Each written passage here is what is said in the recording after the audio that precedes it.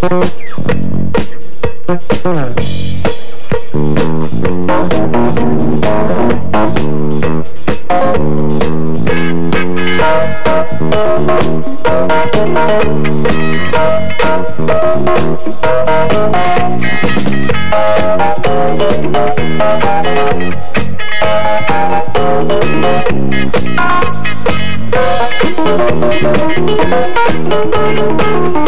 on Gone Fishing with Bob and TJ Schwanke and his wife Kim go after rainbow trout at Nakota Lodge in Alberta.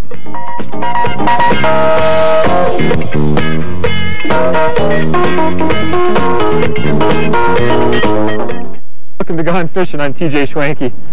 Today I'm out fishing with my wife Kim, and we're just west of Cochrane, Alberta on the Stoney Indian Reserve, and we're at a place called Nakota Lodge, and this is Chief Hector Lake. And we've just been here a few minutes, and wow, it looks like you got a big fish on, Kim. Yeah, he just jumped out of the water, and he's a pretty nice one. Just peeling the drag, isn't he? You bet. We're fishing for rainbow trout here. This lake is stocked, and it's managed by the band out here. You need a special permit to fish here, which is available right at Nakota Lodge.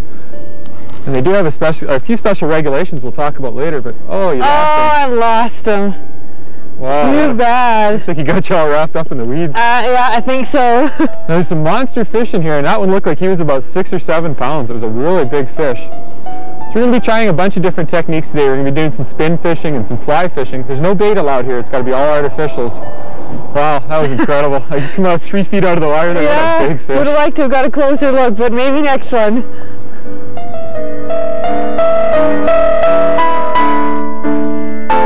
Oh, I would have liked to have seen that fish. He was huge.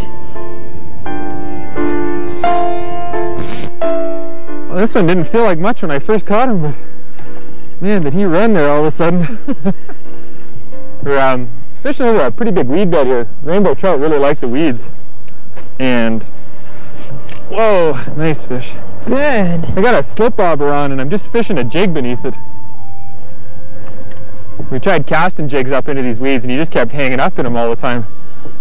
So by using the slip bobber, we can keep that jig just above the weeds and just pop it through it.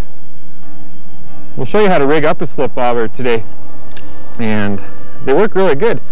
Bobbers are usually a pretty static presentation for fishing, but with the slip bobbers, they're not. And these are powerful fish. Oh, aren't they? Oh, I just saw a flash of them. A nice one. You gotta keep them out of these weeds. I'm only using 4-pound test line on this ultralight. And they get down in those weeds and they got you pretty well beat. Yeah, we've both experienced that today, where they've taken us into the weeds and we haven't been able to land them. Wow, this is great. You look like you might be busy for a while. It's kind of neat. Nobody ever seems to fish close to home, and this is about 15 minutes from home for us. We live in Cochrane, Alberta, and it seems you always want to drive 100 miles or more to go fishing. But yeah. Man. Sometimes the best stuff is in your backyard. Yeah. You just don't make use of it. It's starting to go. Get me in the weeds here again. Wow, are they powerful.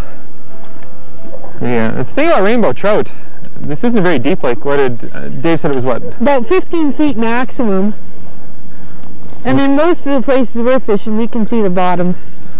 Very fertile lake, though. I guess the fish just grow at an alarming rate in here. Here he comes, Kim. Oh, there we go. Yeah, let's get you to slip that net under. Wow, there's a big rainbow right there. A nice one.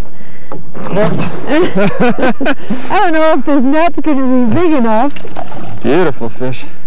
He's got a little 16th-ounce jig on with a little Berkeley power teaser body, and I just got a bath.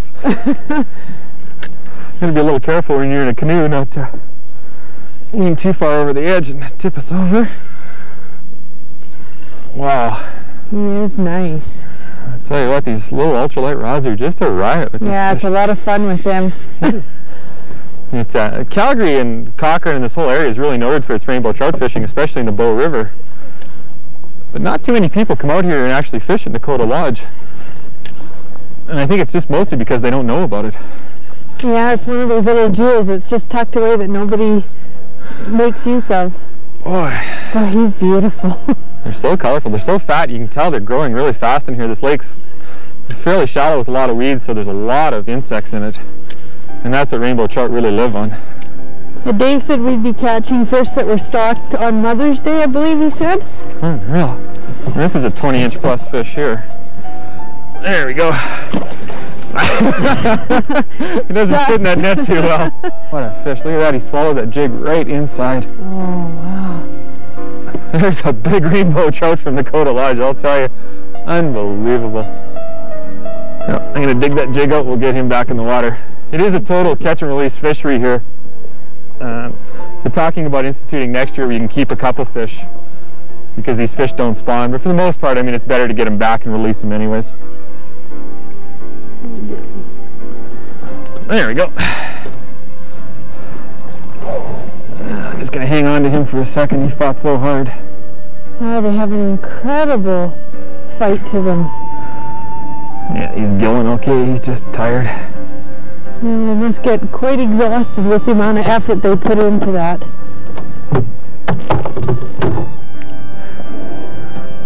He's going to go now. There he goes. Beautiful. Hey, great. Wow. I love this. Yeah.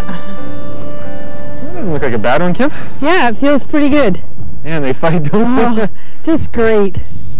Something like rainbow trout are, I would say, the most popular game fish in the world. Yeah, they're known worldwide, I think.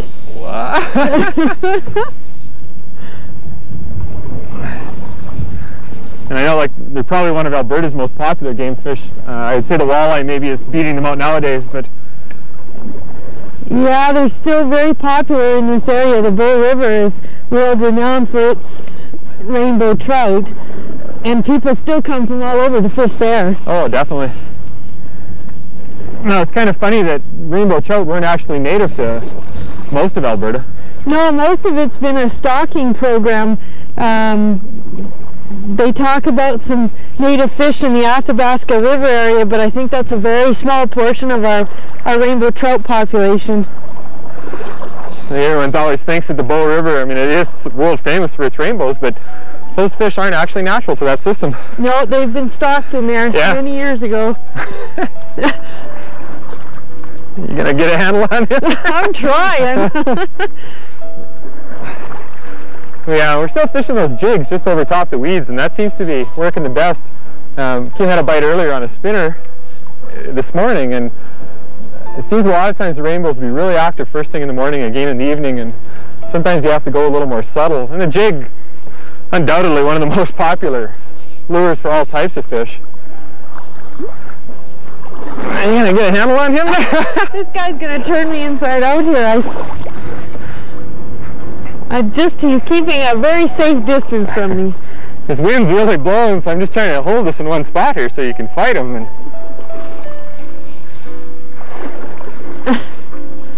ah, there he is.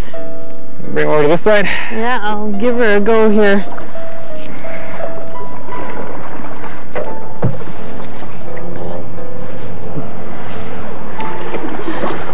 See if I can get him for you. Sure, I think this one will fit. Oh, nice fish still, but wow! Or not. He's just not quite ready. No. There you go. Great. Nice fish. Yeah, he's not a bad one. Okay, rainbow trout have an incredible sense of smell, and that's just kind of what we're trying to key in on here. And with these Berkeley power teasers, they're a scent-impregnated rubber bait, so they still qualify as an artificial bait, but when the rainbows slow down, you get him back in the water. Yeah. When the rainbows slow down like this, a lot of times they'll actually come up to your bait and try and smell it to see if it's authentic. And Berkeley's designed these baits so they do smell good to fish. There he goes. All right. Well, it wasn't quite as big as some of the ones we've caught today, but boy, are they scrappy. Oh, yeah. Boy, fall's such a great time of the year to be out fishing. A lot of anglers put their rods away at the end of August, and that's unfortunate. This is probably one of the best time of the years to be out. Well, and just even the scenery, there's so many beautiful trees right now with the leaves all changing and the colors all matching in. And we've talked about this quite a bit, about how beautiful our fall has been on Alberta this year, and we've both made great efforts to get out and enjoy it, and it's just a tremendous time of the year to do anything outdoors, I think. Oh, no kidding. And it's one of the best times of the year to go fishing. Fish do a ton of feeding in late summer and early, well, and right through the fall until freeze up. Quite a few species don't feed much during the winter, so they have to feed a lot right now, so they're healthy enough and have enough reserves to get through the winter. And while rainbow trout do feed in the winter, they do feed heavily in the fall. And that's what we're keying in on right now. And also, these fish are probably at their prime right now. They're not going to be any heavier at any time of the year, and I don't think they're going to fight any harder. Oh, we've had great fights today, just great. And there is no prettier place to be than the foothills of the Rocky Mountains in the fall. I mean, the splendor is just unbelievable. Well, that was part of the reason why we moved to Alberta. Yeah, we're about 45 minutes west of Calgary on the 1A highway, and it's Chief Hector Lake and Dakota Lodge, and you'll find it on any map as the 1A highway. It's about 15 to 20 minutes west of Cochrane, and if you're out here any time of the year, be sure to stop in, but especially the fall. If you just take a look around, it's a great time of year to be here. I just noticed a little muskrat swimming offshore here, cruising through the water.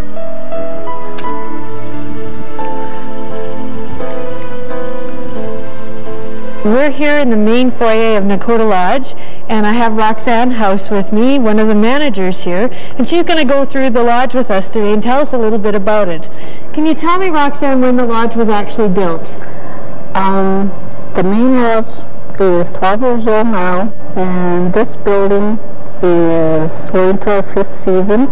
Lovely. And how has it been going for you? It's been pretty busy lately. Good. Now the main lodge is 12 years old. That's mostly a dining room area, has it been? The dining room area, meeting rooms, library, and art gallery. Oh, good.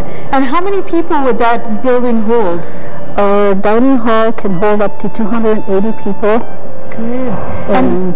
And how about your main lodge here? How many people could you house in here? We can hold up to 100 people. We have 50 rooms. Good.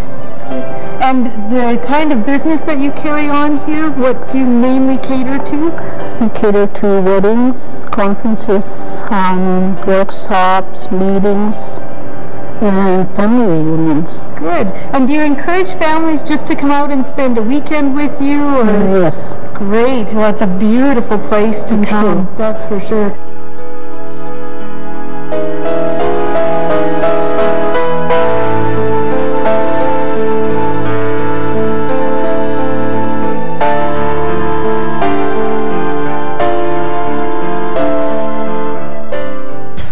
There you go. Well, it's kind of unique what they're doing out here. This is all native run. And while this is primarily a convention center and they run a nice restaurant and things here, they're trying to really promote this fishery and get people to come. And I know, talking with a lot of the fly fishermen that come out here a lot, there's people coming from all over the world now. Whoa! He wanted to get back. To go. And I think these fish are still fairly young in here, and I think as this fishery develops, you're going to get rainbow trout in excess of, well, I'd guess up to 20 pounds in here in a few years, I imagine. Oh, I can't see why not when you see the range of fish we're catching today, and they, they're talking about stocking them in May and how quickly they're growing up until this point. These fish have tremendous ability to grow in here, so. I know there have been fish up to 16 pounds already taken out of here.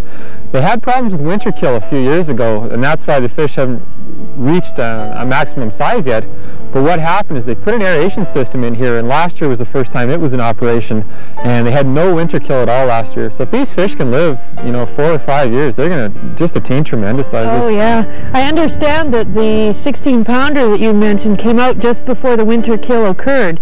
So that's the kind of things they were attaining before they did put the aeration system in. It gives it a good possibility to get some tremendous fish. Oh yeah. And nothing wrong with the ones we're catching today, though. No, no kidding. Like, what a great place to bring the family.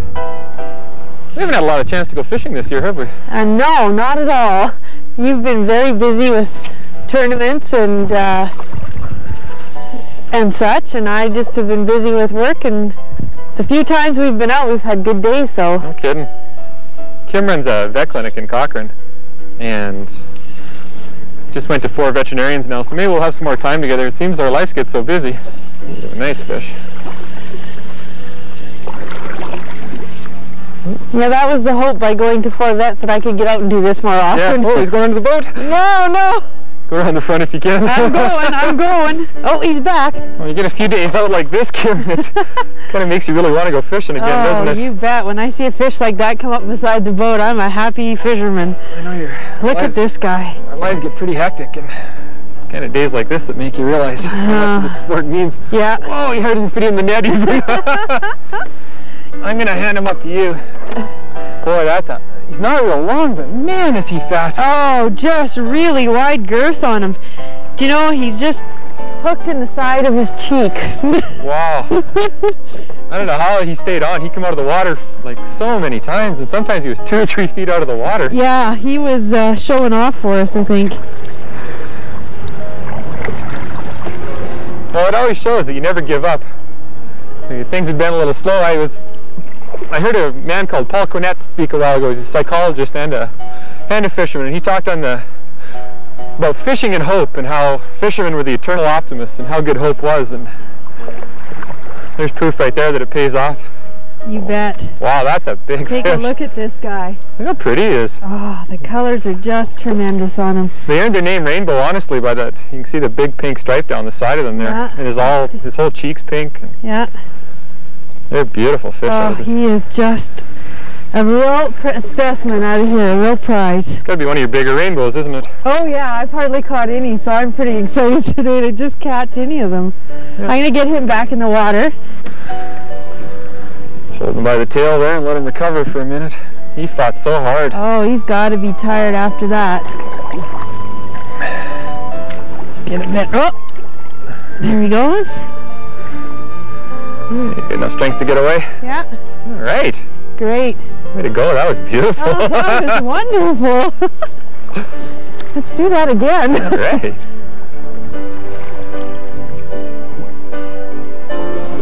Wow, are these fish powerful? Oh, they give a tremendous fight once you get them on. No kidding. Like nothing else I've fished for. They are, they're sure noted for that. These spinners seem to really be working good now. Yeah, we've been having good luck with them. I think everyone kind of thinks it's the flash, and just go around the front of the boat there. Yeah, got me all tangled up. There we go. Yeah. Oh, nice fish. I just got a good look at him. And I don't think it's the flash of these spinners so much, other than the vibration. And it's been kind of a cloudy, overcast day all day today. And I think vibration plays a key role for helping those fish locate these lures. Oh, wow. Another beautiful fish. Oh, oh. Oh, not yet. I don't know if he's quite done yet. Boy, you know, you think they're finally tired, and then they'll make big runs again. There we go. Another big fat one. Whoops. Oh, good. I think that net's quite big enough for this. We should have brought the big one. I guess we'll know better for next time. Oh, there good job. You jumped right in there. There you go. What I'm using here, this is a meth spinner. Holy man, I can't even get my hand around that fish. Oh, look at the girth on that. And it's got a Colorado blade on it. And there's 3 basic types of blades, the Colorado, the Indiana, and the willow leaf. And the Colorado puts out by far the most vibrations. And that's why I chose it. It runs a little shallower than the other ones, but it seems a lot of these fish are up feeding fairly high. And you know, we're catching these fish probably a foot or 2 under the surface. Just get that hook out. You got him good. Boy, he really grabbed it. Yeah. Nice thing about the Colorado too, you can reel them quite a bit slower than the other blades. They'll vibrate, or they'll turn. Boy, is that ever hooked in there? They'll turn at slower speeds than either the Indiana or the willow leaf, so you can retrieve them quite a bit slower. And I think that is a key today, keeping our presentations fairly slow. Yeah. As usual, when we come fishing, there's a cold front in today, and the fish aren't super active. And I think just that slow presentation and that high vibration is really keying them in. Oh, let's get him back and get another one. Yeah, TJ doesn't bring me fishing unless there's a cold front. Okay.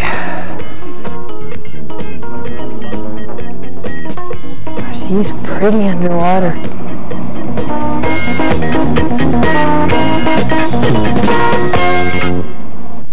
Well, slip bobbers are fairly new to North American anglers. They're being accepted really well, and I know we've done a couple shows about them, and their popularity has grown greatly.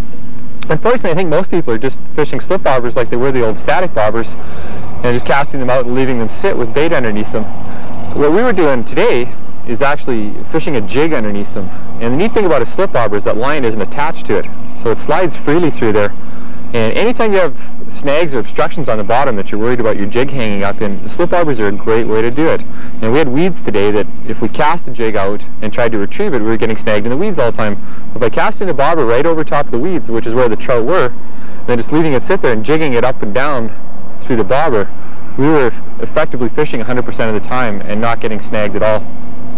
The depth control on the slip bobber, I think, is the problem that most people have.